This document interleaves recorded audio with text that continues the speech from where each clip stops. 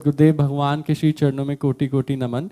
महाराज जी, आपकी कृपा से अनन्यता गाढ़ होती जा रही है, पर सांसारिक लोक व्यवहार में इसे कैसे इसका निर्वाह किया जाए, क्योंकि कभी कभी स्थिति विरोधात्मक और हास्यात्मक हो जाती है। हाँ, ये तो होगा।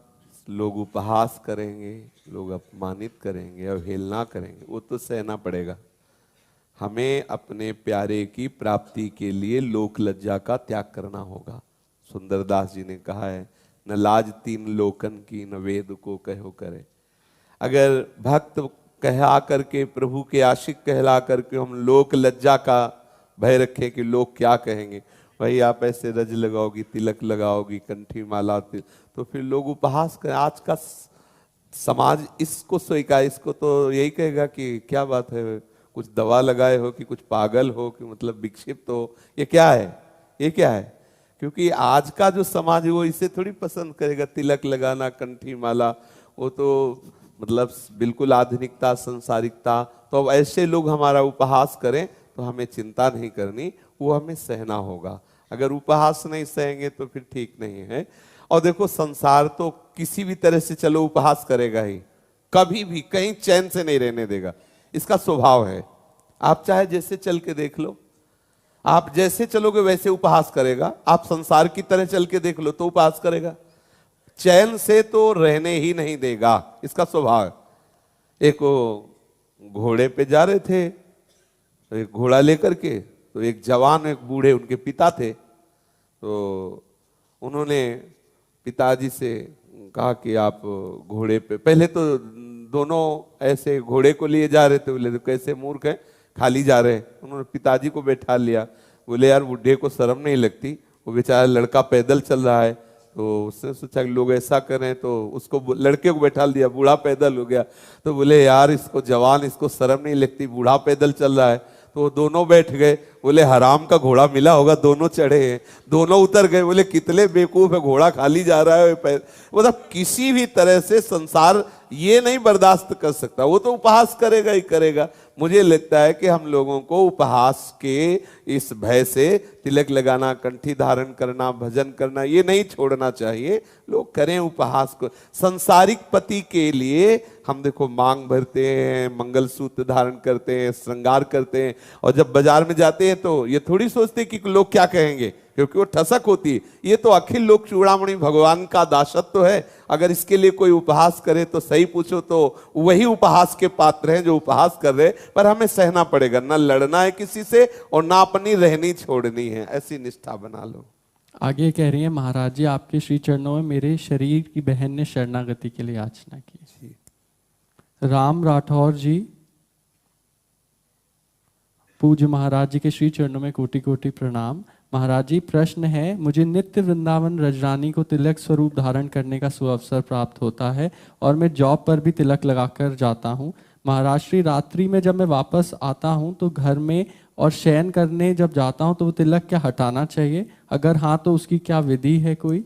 क्योंकि वह हर समय लगा रहने चाहिए। क्या है, जब हम सुबह स्नान करते हैं तभी हम हर समय तिलक अगर कभी ऐसा अवसर आया कि जिससे मुख आदि धुल, तो फिर तुरंत सूखी रज लेके तिलक, हम बिना तिलक के एक सेकंड भी नहीं रहते। अगर बाहर से पूरा तिलक रचना नहीं करते तो सूखी रज लगी हुई है, हम तत्काल वो बट्टी ली, सूखी रज की ऐसे किया, एक मिनट भी बिना तिलक के नहीं। तो ऐसा तो कोई विधान नहीं कि रात्रि में शयन करे तो पहले सब धो के ऐसे। हमारे लिए रात्रि भी तो साधना का ही क्षेत्र है, तो हम तो तिलक लगाए उस समय भी भजन करते हैं। कभी वॉश वेस्ट जो होता है जिसमें मुंह धोते हैं, तो उसमें भी कभी कभी रज चली जाती है, तो ऐसा मन में वहम होता है कि बेसिन जिसमें मुख धोते हैं, ऐसा नहीं जी। इनका एक और प्रश्न है कि वाणी पाठ करते वक्त मन में दुर्विचार आए तो क्या पाठ पुनः स्टार्ट करना चाहिए? नहीं नहीं, वैसे चलते रहना चाहिए। वो तो आएंगे दुर्विचार, वास्तविक आते नहीं, वो खाली होते। कई बार सत्संग में का ध्यान से सुनो, उसमें कोई परेशानी नहीं कि दुर्विचार आया तो हम फिर लौट के वहीं शुरू कर। नहीं, जो एक क्रम चल रहा है चलने दी। ये विचार, सदविचार, दुर्विचार, ये सब कुछ दिनों बाद मिट जाएंगे, धैर्यपूर्वक चलता रहे। ये कोई हमारा स्वरूप थोड़ी है, हमारा कुछ बिगाड़ थोड़ी लेंगे। इतना घबराना भी नहीं चाहिए, हवा नहीं मानना चाहिए एकदम ऐसे ऐसे। अरे थोड़ा सूरवीर बने, थोड़ा पहलवान बने, एकदम जरा से अरे काम आ गए, अरे क्रोध है। और ये भेड़िया जो है ना, बच्चों को भयभीत करता है। जहां देखा कि डर गया तो भयभीत, अगर थोड़ा तो फिर वो ऐसे ये काम क्रोधात भेड़िए हैं। ये तभी जब नाम नहीं है आपके पास ना, विवेक नहीं है ना, तभी आपको भयभीत करते। बहुत समय से आते जाते रहे मन में, इसलिए ज्यादा इधर चिंतन ना करना ही इन पर विजय प्राप्त करना है। इन इधर ध्यान ही नहीं। जैसे हम बैठे हैं परिक्रमा में, कौन आ जा रहा है, क्या मतलब, अपने काम से मतलब। ऐसे ही हम नाम जप कर रहे हैं, मन में बुरे विचार आ रहे हैं, अच्छे विचार आ रहे हैं, हम उनको क्यों देखें, चलते रहो। थोड़ी देर बाद देखो कि वो आपके भजन के प्रभाव से उन्नति होती जा रही, आपका मन निर्मल होता चला जा रहा है। ज्यादा उधर ध्यान नहीं देना चाहिए कि अरे बहुत गंदे विचार आते हैं, बहुत ऐसे आते नहीं है। वो जो भरा है वही सब निकल रहा है। खूब भजन परायण रहे। मुकेश मोहन वशिष्ठ जी ऋषिकेश से, मेरे प्राण प्यारे गुरुदेव को कोटिशय वंदन। गुरुदेव, आप जैसे सदगुरुदेव का मिलना और वृंदावन वास मिलना, क्या यह हमारे पूर्व कर्म से है या केवल और केवल श्री जी की कृपा से? केवल और केवल श्री जी की कृपा से। क्योंकि वृंदावन का वास तभी मिलता है जब श्री स्वामिनी जी कृपाल होती हैं। श्री लाडली जी की कुंवर किशोरी कृपा के बिना यहाँ वास तो हो ही नहीं सकता। हित जो महाराज कह रहे हैं, प्रथम यथामति प्रणवो श्री वृंदावनति रम्य, श्री राधिका कृपा बिन सबके मनन अगम्य।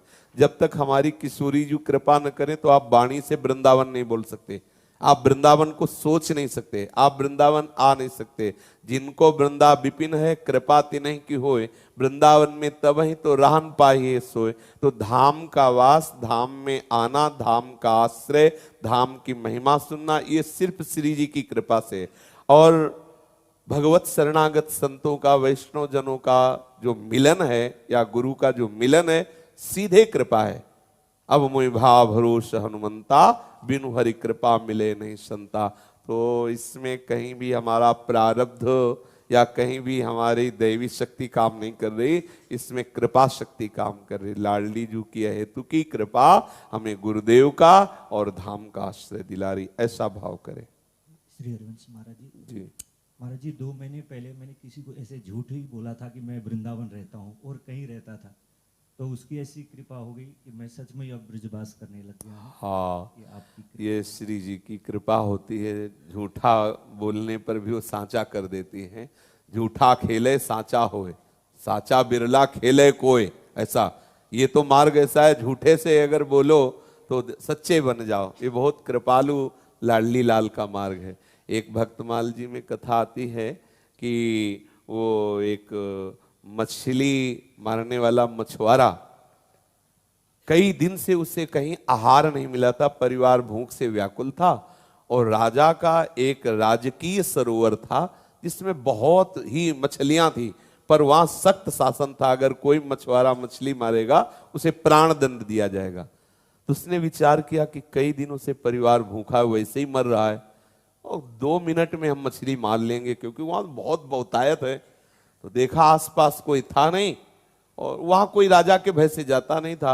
उसने जल्दी से जाल फैलाया और मछली खींच ही रहा था कि उसे घोड़ों की टाप से रज उड़ती, उसको लगा कि कोई राजकीय विभाग। थोड़ी देर में उसको लगा कि तो पूरा राजा आ रहा है इधर।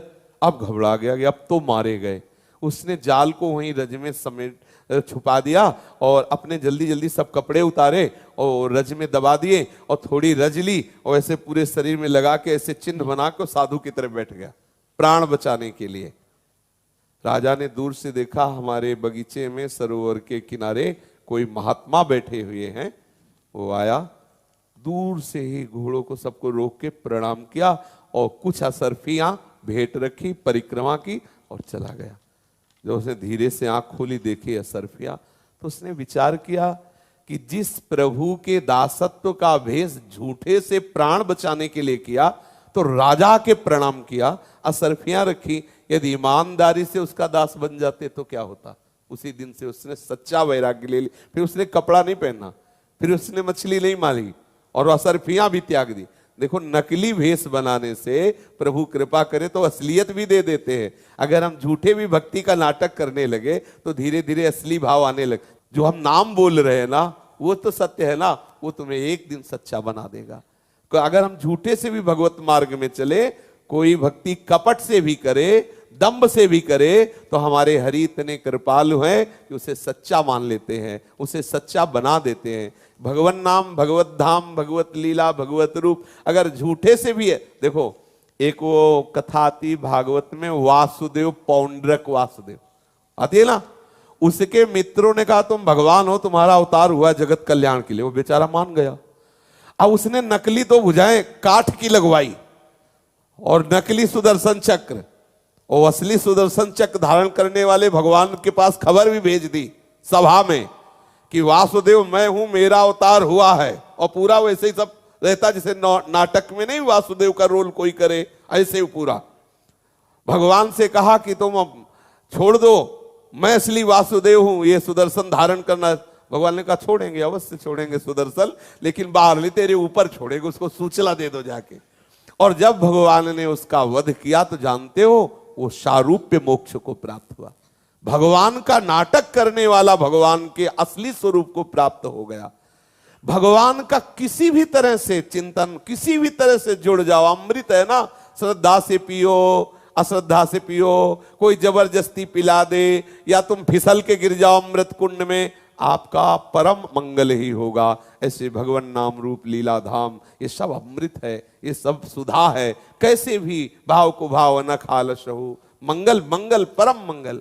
देखो अगर हम झूठ से भी कहें हम वृंदावन वासी हैं, वृंदावन, धीरे धीरे देखना आपको लगन लग जाएगी। जैसे आपने बताया कि अब तो सही वो बात हो गई कि मुझे ब्रजधाम वास मिला, वृंदावन धाम वास मिला।